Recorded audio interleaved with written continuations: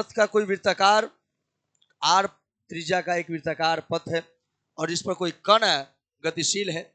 आप जानते हैं कि वृत्तीय गति कर रहे कण में उसका जो रैखिक वेग होता है उसका अगर मान माने परिमाण अचर है लेकिन उसका दिशा प्रत्येक क्षण बदलता है। माने रैखिक वेग कर रहे कण का जो वेग होगा वह क्या होगा, वह रैखिक वेग का जो दिशा होगा वह प्रत्येक क्षण बदलता रहेगा सिर्फ रैखिक वेग का दिशा बदलने से। अब जैसे यहां पर अगर हमें दिशा निकालना है तो सब जगह अलग अलग होगा, यहाँ पे अलग होगा, यहाँ पे अलग होगा, यहाँ पे दिशा अलग होगा। यह V1 है और ये क्या है, V2 है। आप देख पा रहे हैं कि प्रत्येक क्षण वृत्तीय गति कर रहे कण का रैखिक वेग का दिशा बदल रहा है और रैखिक वेग का दिशा प्रत्येक क्षण बदलने के कारण इस कण को हमेशा केंद्र की ओर एक त्वरण होता है जिसे अभिकेंद्रीय त्वरण कहते हैं। मतलब यहां इस तरफ जो है कण को केंद्र की ओर एक त्वरण लगेगा, इस त्वरण का नाम क्या होगा, अभिकेंद्रीय त्वरण। ये काहे लग रहा है, तो वेग का दिशा प्रत्येक क्षण क्या हो रहा है, बदल रहा है। और आप पढ़े हैं कि वेग अगर बदलने लगे इसका मतलब उसमें एक त्वरण उत्पन्न होगा।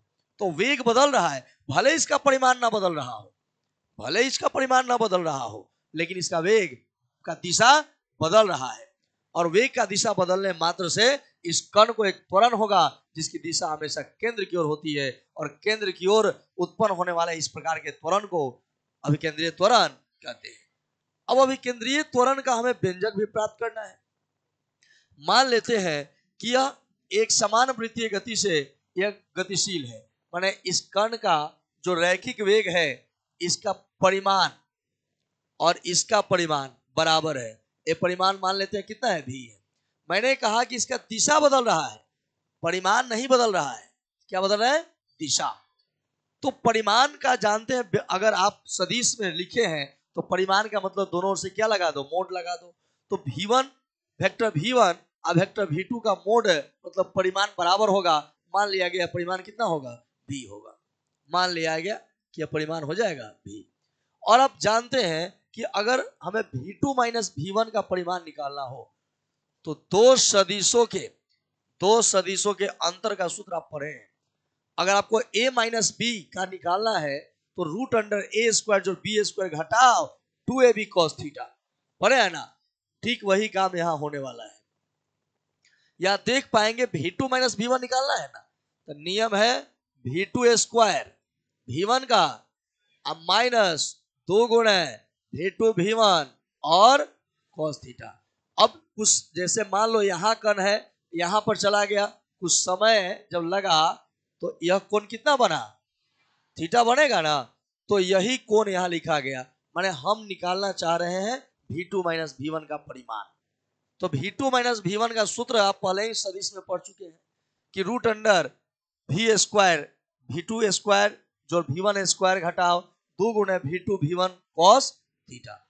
लेकिन ऑलरेडी V2 का मान या V1 का मान परिमाण दिया है, कितना V दिया है, V स्क्वायर 2 V और cos थीटा। ये जोड़िएगा तो एगो V स्क्वायर है, एगो V स्क्वायर कई गो हो जाएगा, 2 गो V square minus V square cos theta. इसमें से कुछ कॉमन निकल रहा है क्या, 2V स्क्वायर कॉमन निकल रहा है। यहां बचेगा 1 माइनस एक क्या होगा, cos थीटा हो जाएगा। यहां तक तो हो ही जाएगा। अब क्या किया जाए, अब यहां पर रूट अंडर ए 2V स्क्वायर ठीक है, 1 माइनस cos थीटा और 1 माइनस cos थीटा का सूत्र होता है 2 sin स्क्वायर थीटा बटा 2 होता है। क्या होता है भाई, ये याद रखने की जरूरत होगी। 1 माइनस cos थीटा का सूत्र होता है 2 sin स्क्वायर थीटा बटा 2 हो जाता है। तो 2 sin स्क्वायर थीटा बटा 2 गुना कीजिए, 2 दूना 4V square sine square theta हो जाएगा। 4 का वर्गमूल क्या होता है 2, V स्क्वायर का भी और साइन स्क्वायर का थीटा बटा 2 है। मतलब हमने V2 माइनस क्या निकाला, V1 का परिमाण। V2 माइनस V1 कितना आ गया, 2V साइन थीटा बटा 2। लेकिन जान लीजिए अगर थीटा का मान बहुत ही छोटा हो तो साइन थीटा थीटा के ही बराबर हो जाता है। जब ये जो थीटा अत्यंत छोटा है, अत्यंत छोटा कोण थीटा के लिए, अत्यंत छोटे कोण थीटा बटा 2 के लिए आप थीटा बाई 2 को जस्ट लाइक टू जो माने थीटा बाई 2 के लिए यह साइन थीटा बाई 2 इक्वल लगभग होगा थीटा बाई 2 के। मतलब साइन थीटा का मान थीटा हो सकता है कब? जब थीटा का मान अत्यंत छोटा हो तब। ये नियम है। तो ये थीटा बाई 2 का मान अत्यंत छोटा होने के कारण इसको मान लिया जाता है कि यह क्या होगा, साइन थीटा बाई 2 को इक्वल, जस्ट इक्वल माना जाता है किसके? थीटा बाई 2 के। अब ऐसे कंडीशन में V2 माइनस V1 हमारे पास था, इसका परिमाण लिखा गया 2V, और साइन थीटा बाई 2 को मैं क्या मानूंगा? थीटा बटा 2 मानूंगा। यहां से कट जाएगा, फिर क्या आ गया? V2 माइनस V1 का परिमाण हमारे पास आ गया V थीटा। कितना आ गया हो? V थीटा आ गया। लेकिन अभी हम यहां तक पहुंचे नहीं, हमें अभिकेंद्रीय त्वरण ज्ञात करना है कि अभिकेंद्रीय त्वरण का मान क्या होगा। तो त्वरण हो, अभिकेंद्रीय त्वरण हो या गुरुत्वीय त्वरण, त्वरण त्वरणे होता है। तो अभिकेंद्रीय त्वरण हमें निकालना है, अभिकेंद्रीय त्वरण निकालना है। तो अभिकेंद्रीय त्वरण निकालना है तो आप पढ़े हैं वेग में परिवर्तन का दर V2 माइनस V1 बटा में t, वेग में परिवर्तन बटा समय क्या निकल जाएगा? त्वरण, चाहे वो अभिकेंद्रीय त्वरण हो या कोई त्वरण हो। ठीक है, तो वेग में परिवर्तन बटा में त्वरण। अब आप देख सकते हो यहां a बराबर इसका v थीटा बटा क्या है? t है, और a बराबर v थीटा बटा t हो जाएगा। तो फिर आप शायद भुला गए होंगे, कल ही की बात है कि हमने लिखा था v बराबर थीटा बटा टी। कल पढ़ाई हुआ था ना, ये पिछले क्लास में आपने समझा था कि v बराबर थीटा बटा टी हो जाएगा। थीटा क्या है? कोणीय विस्थापन, कोणीय विस्थापन बटा समय, ये क्या हो जाता है? वेग हो जाता है। अब यहां जो ये ओमेगा का मान है, ये ओमेगा ना है, एक कोणीय चाल ओमेगा बराबर थीटा बटा क्या होता है? टी होता है। तो a बराबर v और थीटा बटा टी को क्या कहिएगा? ओमेगा कहिएगा। ओमेगा क्या है? कोणीय चाल। अब यहां से a बराबर v, ओमेगा को आप क्या जानते हैं, क्या लिखते हैं?